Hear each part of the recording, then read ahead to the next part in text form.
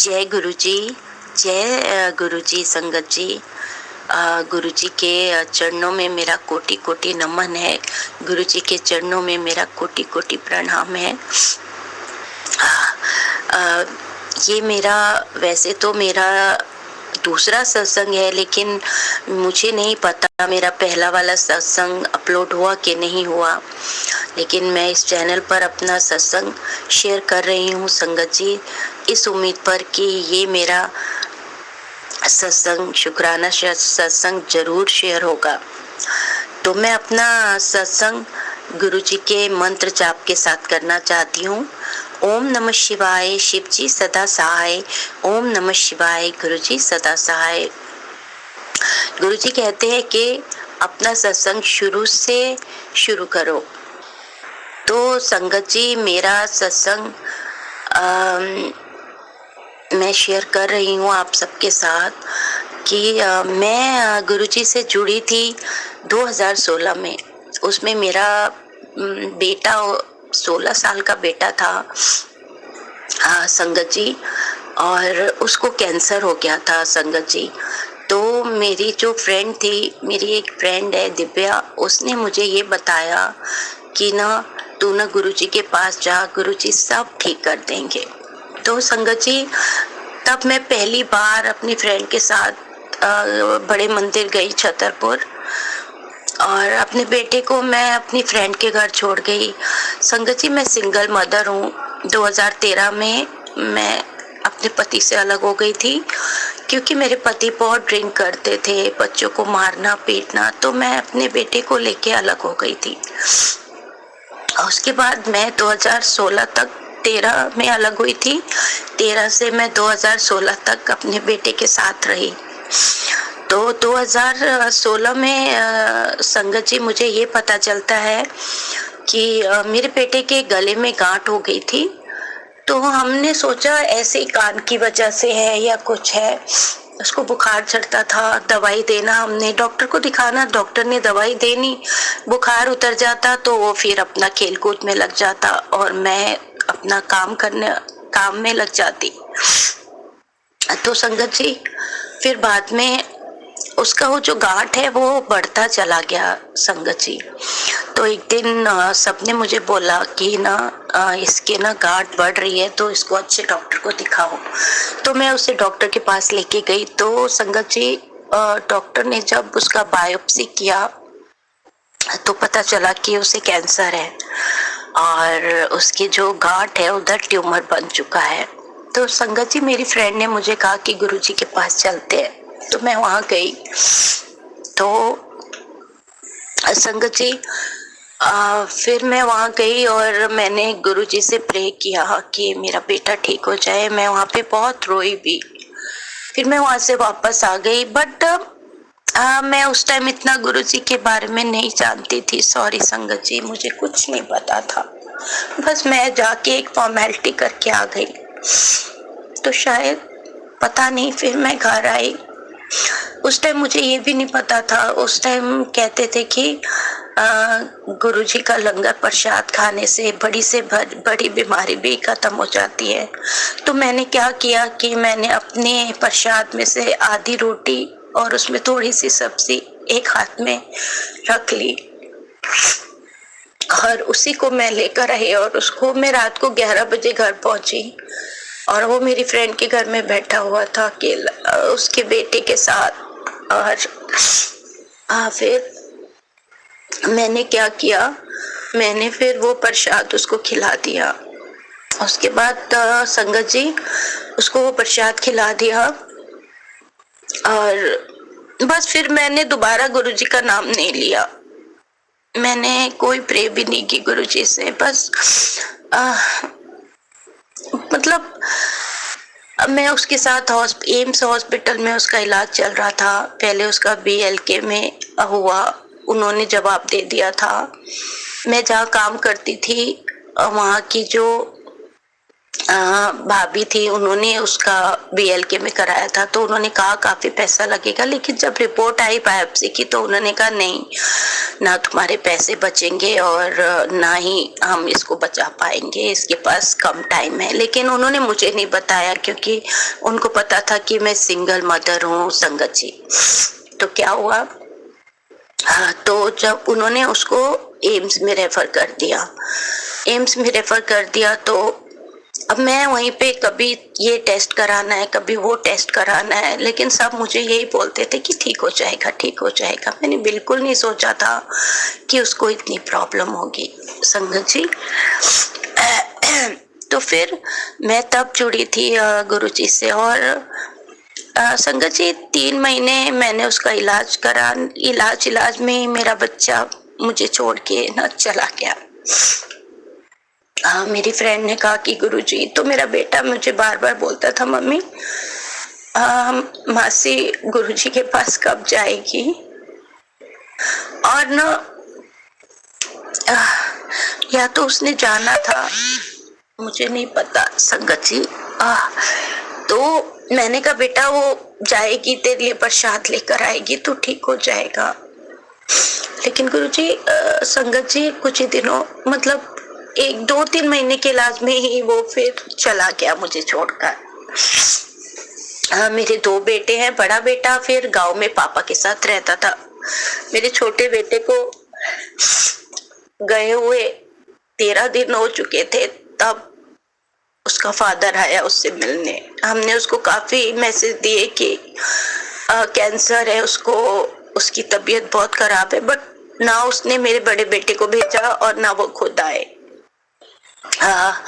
तो फिर जब वो आए तो फिर उसके बाद मैंने उनसे बात नहीं की और वो आके चले गए। तो मैंने बड़े बेटे से पूछा, तुझे किसके साथ रहना है, मेरे साथ रहना है या पापा के साथ रहना है? उसने कहा मम्मा मुझे आपके साथ रहना है। मैंने कहा ठीक है। छोटा बेटा चला गया, फिर मैं बड़े को देखकर मैंने जीना शुरू किया। तो संगत जी मेरा जो बड़ा बेटा था वो नशा करता था संगत जी, ड्रग्स लेता था और मुझे नहीं पता था। वैसे छोटे मोटे नशे करता है मुझे पता था, उसको हमने गांव भी भेज दिया था, नशा करता है, और वहां पे उसने बहुत ज्यादा करना शुरू कर दिया था।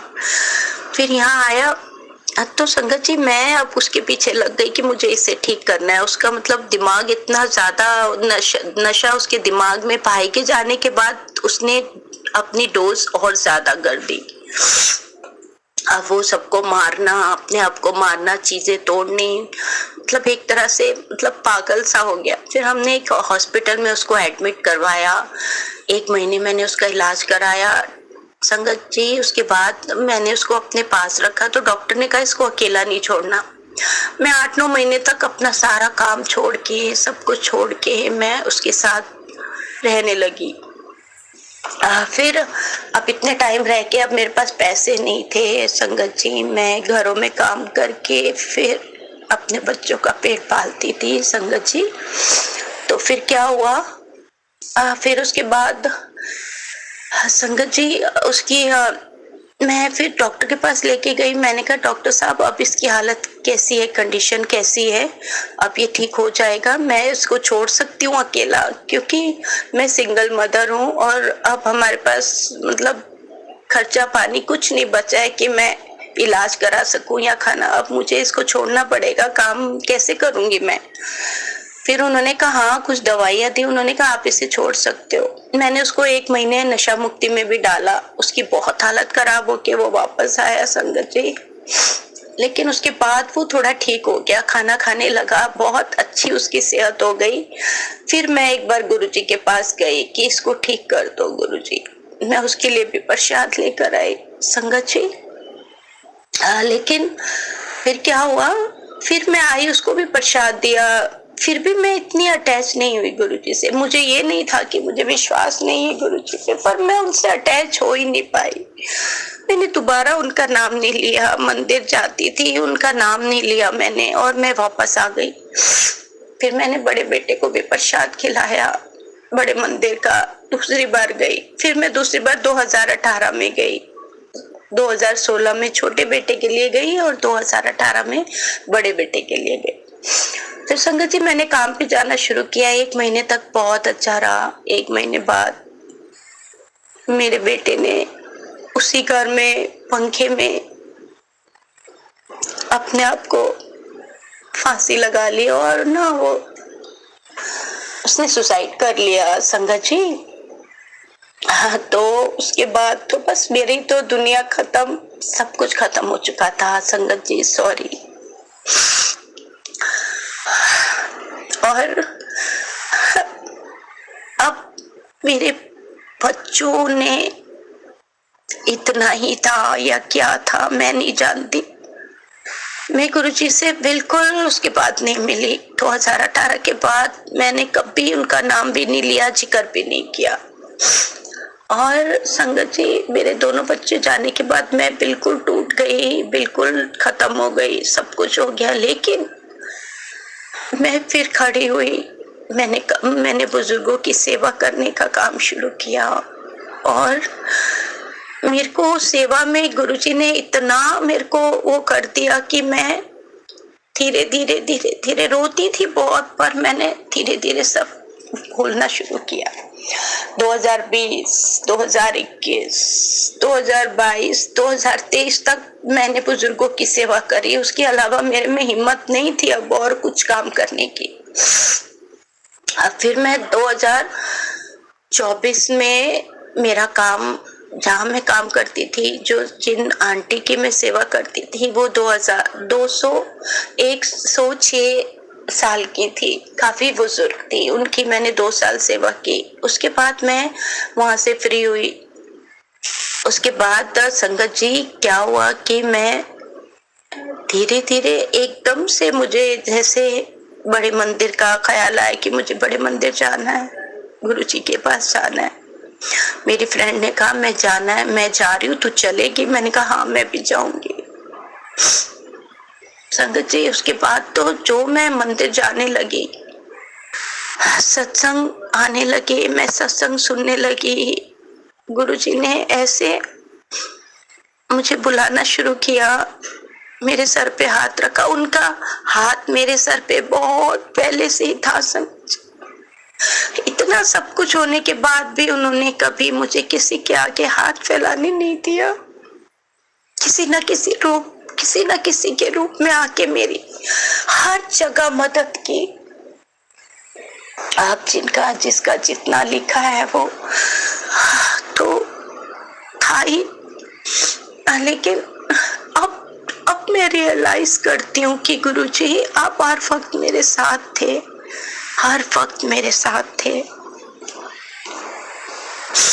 मुझे कभी किसी चीज की कमी नहीं होनी दी गुरुजी ने। फिर मैंने बड़े मंदिर जाना शुरू किया, सत्संग सुनती रहती। सत्संग की ऐसी लत लगी मुझे कि बिना सत्संग के मैं मतलब ना दिन गुजरता था ना रात। मैं 6 महीने जॉब छोड़ने के बाद घर पे ही पड़ी रहती थी, सत्संग सुनती रहती थी। फिर मैंने बड़े मंदिर जाना, फिर मैंने आना, फिर सत्संग सुनना। फिर उसमें मैं सत्संग में सब कुछ सुनने लगी। बटरफ्लाई के दर्शन हुए, ओम के दर्शन हुए, हमें सफेद कबूतर के दर्शन हुए। तो संगत जी मैंने कभी ये नहीं कहा गुरु पाक को कि ना आप मुझे दर्शन दो। मैं पता है क्या सोचती थी? मैं सोचती थी कितने लकी है मेरी ऐसी किस्मत कहाँ जो मुझे दर्शन मिलेंगे। और मैं ये बोलते बोलते रात में सो गई। दूसरे दिन मैं सुबह उठी, मैंने पूजा के सारी तैयारी करी। सॉरी संगत जी, मैंने पूजा की सारी तैयारी करी, मैंने जोत जलाया। मेरा ना, मैं रेंट पे रहती हूँ, मेरे पीछे बालकनी की तरफ मैंने मंदिर बनाया हुआ है छोटा सा। वहाँ पे अच्छी जगह है और एक वो बना के मैंने टेबल रख के मैंने मंदिर बनाया हुआ है छोटा सा। वहाँ पे मैंने जोत जलाया। संगत जी तो मेरे को रात में सोने से पहले मैसेज आया कि मैं ना बेटी मैं तुझे ना बटरफ्लाई के रूप में तुझे दर्शन दूंगा। तो मैंने वो सत्संग स्किप कर दिया। मैंने कहा ये मेरे लिए नहीं हो सकता, ये किसी और के लिए होगा। मतलब मैंने तो सोचा भी नहीं था कि मुझे।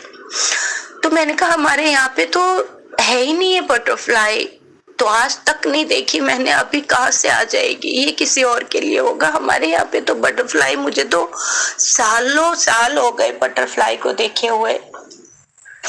तो सुबह क्या होता है संगत जी, मैं जोत जलाती हूँ, तो मैंने जोत जलाया, पूजा किया, उसके बाद मैं अपना अंदर अपने रूम में बैठ जाती हूँ, लेट जाती हूँ, सत्संग सुनती हूँ, मैं वापस मंदिर में नहीं आती हूँ पीछे दोबारा।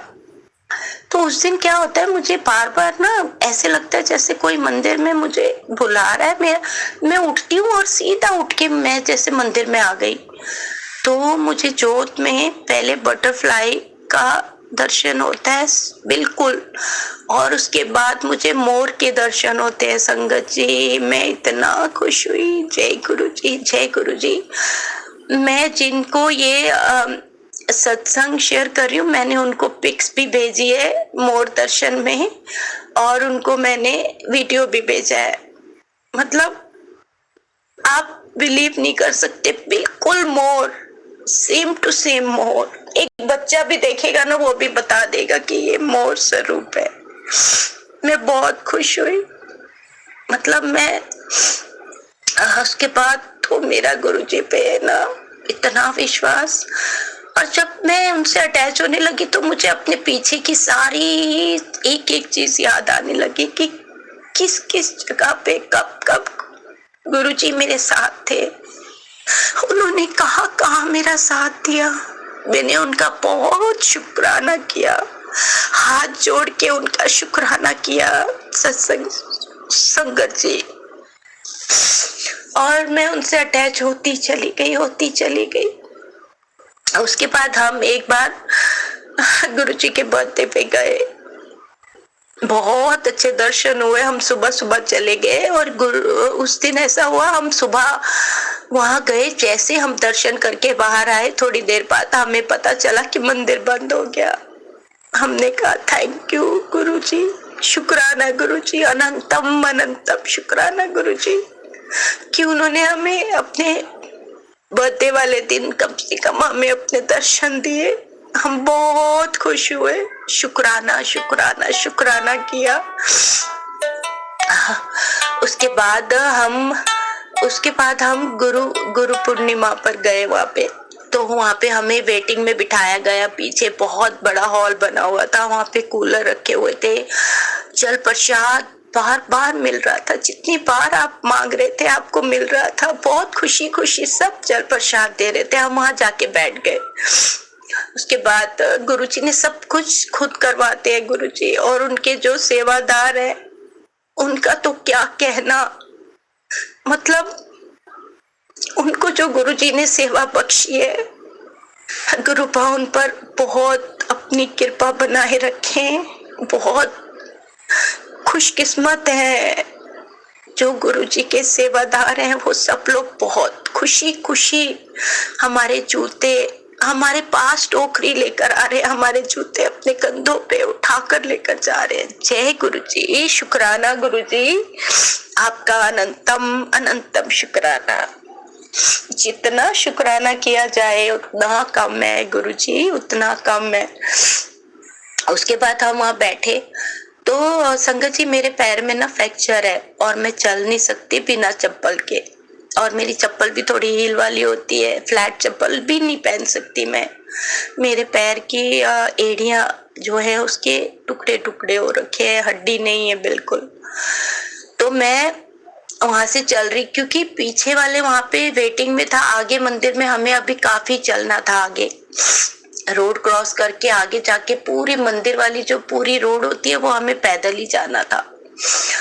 तो मेरी फ्रेंड सब लोग मेरे साथ थे, वो लोग आगे निकल गए और मैं पीछे रह गई, क्योंकि मैं चल नहीं पा रही थी, धीरे धीरे चल रही थी। और मैं धीरे धीरे चल रही हूँ और मैं कह रही हूँ गुरुजी, सोच क्या रही हूँ मैं, धीरे धीरे खुद ही बोल रही हूँ, गुरुजी आपने मुझे अकेला छोड़ दिया, आपको पता है ना मैं चल भी नहीं पाती हूँ बिना चप्पल के, आप ही देखना गुरुजी। और ऐसे बोलते बोलते मैंने ना ऐसे साइड में देखा संगत जी, वहां पे मुझे बटरफ्लाई दिखी। वो पल मेरे लिए इतनी खुशी का था, मैं बयां मतलब लफ्ज नहीं है मेरे पास उस खुशी को बयां करने का। मैं बहुत खुश हुई। मैंने बहुत सालों में इतनी बार मैं गई मंदिर। मैं ढूंढती थी जहाँ पे पौधे होते थे, काश मुझे यहाँ पे बटरफ्लाई नजर आ जाए। है क्या बटरफ्लाई कहीं? मैं ये नहीं कहती थी कि दर्शन दो, बट मैं फिर भी मेरी नजरें ढूंढती थी। हर जहाँ पे पेड़ पौधे फूल है मैं वहां पे नजर जरूर मारती थी कि काश मुझे कोई बटरफ्लाई दिखे। और उस दिन मैंने बहुत टाइम बाद और इतनी बटरफ्लाई, वो बटरफ्लाई देखने के बाद मेरे शरीर में जैसे जान आ गई, जैसे ताकत आ गई। और ये बोल के मैं आगे चली रही थी, मेरी फ्रेंड काफी आगे निकल चुकी थी और वो मुड़ के एकदम मेरे पास आके खड़ी हो जाती है। कहती है, अरे तू तो नंगे पैर चल ही नहीं पाती है ना। मैं तो भूल गई थी, मैं इसलिए वापस आई हूँ। गुरुपा ने उसे मेरे पास भेज दिया। और फिर मैं बड़ी खुश हुई कि चल मेरी फ्रेंड मेरे पास आ गई है। तो हम दोनों एक साथ चलने लगे। जैसे हम बाहर गए, इतनी सारी बटरफ्लाई, मैं इतनी ब्लेसिंग कि मेरी खुशी का कोई ठिकाना नहीं। और जो मैं ये कह रही थी कि मैं चल नहीं पा रही हूँ, मैंने दौड़ना शुरू कर दिया रास्ते में। मैं कब गुरु जी के पास पहुंच गई मंदिर में, मुझे पता ही नहीं चला। और उससे भी बड़ा चमत्कार ये था, उस दिन से लेकर आज तक मेरे पैरों में दर्द नहीं है। संगत जी, इतना बड़ा चमत्कार गुरु जी ही कर सकते हैं और कोई नहीं कर सकता। ये चमत्कार गुरु जी का। अभी तक मेरे पैरों में दर्द नहीं है, वरना मैं जरा सा चलती थी मेरे पैरों में दर्द शुरू, मैं खड़ी होती थी मेरे एड़ियों में दर्द शुरू। मेरे दोनों पैरों की एड़ियां फ्रैक्चर है। तो आप खुद बताइए कितना बड़ा चमत्कार है। शुक्राना मेरे गुरुदेव, शुक्राना। ये सिर्फ गुरु जी कर सकते हैं और कोई नहीं कर सकता। और उसके बाद मैं ऐसे पहुंची वहां पर, जिसका मैं हैरान। मैं अपनी फ्रेंड को बार बार बोल रही हूँ कि देख मेरे पैर में दर्द नहीं हो रहा और मैं कितनी जल्दी जल्दी चल रही हूँ। मुझे ऐसे लगा जैसे मेरे पैर में कुछ है ही नहीं। जय गुरु जी, शुक्राना गुरु जी आपका अनंतम अनंतम शुक्राना मेरे दाता, मेरे गुरुदेव। संगत जी, सिर्फ गुरुदेव पर विश्वास रखना। और गुरुदेव ने कभी मुझे किसी चीज की कमी नहीं होने दी, ना पहनने के लिए ना, जबकि मैं बिल्कुल अकेली हूँ। मेरे भाई हैं, भाभी है, ससुराल वाले तो मेरी तरफ देखते भी नहीं है। और मुझे कभी गुरुजी ने एहसास नहीं होने दिया। मैं अभी गुरु के स्वरूप के आगे बैठ के ये सत्संग शेयर कर रही हूँ, मुझे कभी एक तिनके की भी कमी नहीं होने दी गुरुजी ने, और अभी भी नहीं होने देते। और जब से गुरुजी से मैं जुड़ी हूँ, जैसे गुरुजी ने मेरा हाथ पकड़ा है, मैं तो भूल ही चुकी थी और उन्होंने फिर से मुझे अपने से जोड़ा, उसके लिए शुक्राना गुरुजी। अपने चरणों में मुझे रखा, उसके लिए शुक्राना गुरुजी। अपने दरबार में मुझे बार बार बुलाया, उसके लिए शुक्राना गुरुजी। शुक्राना, मैं क्या ही बोलूं कि शुक्राने का कोई अंत नहीं है। हम जितना मर्जी शुक्राना करें, फिर भी हम गुरुजी का शुक्राना नहीं कर सकते, हमारी इतनी औकात नहीं है। गुरुजी ने हर किसी को अपनी ब्लेसिंग दी है। मेरे पास और बहुत सारे सत्संग है संगत जी, लेकिन अब मेरा सत्संग बहुत बड़ा हो गया है। अगर मेरा ये सत्संग शेयर हुआ तो मैं आगे की और सत्संग जरूर शेयर करूंगी, और मैं उम्मीद करती हूँ गुरुजी मेरा ये सत्संग जरूर शेयर कराएंगे। और संगत जी, गुरुजी को मानना मांगो नहीं, उनको मानो। आप एक बार उनको मान लोगे तो बस सब कुछ मिल जाएगा। इतनी शांति, मतलब जीने की चाह हो गई जब से गुरुजी से अटैच हुए हैं हम, जब से गुरुजी ने हमें अपने से कनेक्ट किया है, जीने की चाह होने लगी है। वरना तो लगता था ये जिंदगी बस जल्दी से कटे, खत्म हो बस। हर चीज में खुशी, हर जगह गुरुजी अपनी ब्लेसिंग। और अब तो मेरे इतनी बटरफ्लाई, जब सुबह मैं घर से निकलती हूँ मुझे गाय नजर आती हैं। 777, 777, 47 की ब्लेसिंग तो मेरे साथ रहती है, प्लस बटरफ्लाई। और जहाँ मैं जॉब करती हूँ ना अब, वहां पर हर वक्त मैं बालकनी में जब भी आती हूँ गुरु जी मेरे साथ होते हैं। और जब मैं शाम को वापस आती हूँ तब भी गुरु जी जैसे मेरा वेट कर रहे होते हैं कि चल जल्दी, और बाहर घूम रहे होते हैं। जैसे मैं घर पहुंचती हूँ बटरफ्लाई गायब हो जाती है, मैं वहां खड़े होके ढूंढने लग जाती हूँ उनको कि कहाँ गई बटर। वो मुझे मेरे घर तक छोड़कर और चले जाते हैं। शुक्राना गुरु जी, शुक्राना। जितना शुक्राना करे कम है। गुरु जी की कृपा का कोई लफ्ज नहीं है। मैं मतलब लफ्ज ही नहीं है कि मैं क्या बोलूं। शुक्राना, बस इतना ही कहना चाहूंगी गुरु जी, शुक्राना। हर किसी को अपने साथ रखना, अपने चरणों में रखना, बुरे कामों से बचाना, उन पर अपनी कृपा बरसाते रहना गुरु जी। सब पर अपनी कृपा बरसाते रहना। और मेरी जितनी भी गलतियां हैं हो सके तो मुझे माफ कर देना गुरु जी। माफ तो आपने कर ही दी है, और अगर आप माफ ना करते तो शायद मैं आज आपकी शरण में नहीं होती। मेरे गुरुजी मेरे साथ हैं, जब तक ये जिंदगी है तब तक अपने चरणों में। एक है ना गुरुबाणी, रखना चरना ते कोल। बस गुरुजी जब तक हमारी ये जिंदगी है हमें अपने चरणों में ही रखना। आज का मेरा सत्संग शायद बहुत ज्यादा बड़ा हो गया है संगत जी, तो मैं गुरु मंत्र के साथ अपने सत्संग को विराम देती हूँ। मुझसे कोई भी गलती हो गई हो तो प्लीज मुझे माफ कर देना गुरु जी, प्लीज मुझे माफ कर देना संगत जी। ओम नमः शिवाय, शिव जी सदा सहाय। ओम नमः शिवाय, गुरु जी सदा सहाय। जय गुरु जी, जय संगत जी।